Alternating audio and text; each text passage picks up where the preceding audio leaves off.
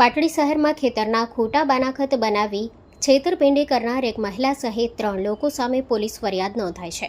ફરિયાદમાં જણાવાયું છે કે માલિકીની કરોડોની કિંમતની જમીન હડપી લેવાના ઉદ્દેશથી આ કૌભાંડ આચરવામાં આવ્યું હતું.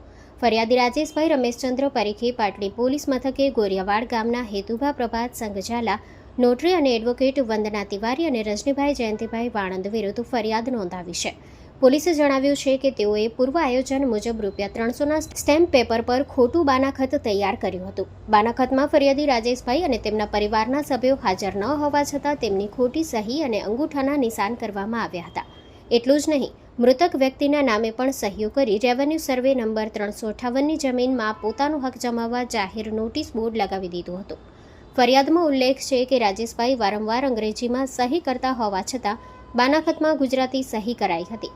તેમજ તેમના મોટા ભાઈ કશ્યપભાઈ 1/2/2025ના રોજ મરણ પામ્યા હતા, પરંતુ 17/4/2025ના રોજ તેમની સહી સાથેનું ખોટું બાનાખત તૈયાર કરવામાં આવ્યું હતું. Story report by Minhaz Malik, Surendranagar. Mangal medical store. દરેક પ્રકારની દવાઓ પર ડિસ્કાઉન્ટ મળશે. હોસ્પિટલ રોડ, કોસ્મોસ બેંકની બાજુમાં, ડૉક્ટર દમયંતીબેન ગણાત્રા હોસ્પિટલની સામે, ભુજ. Mobile number 9428234840.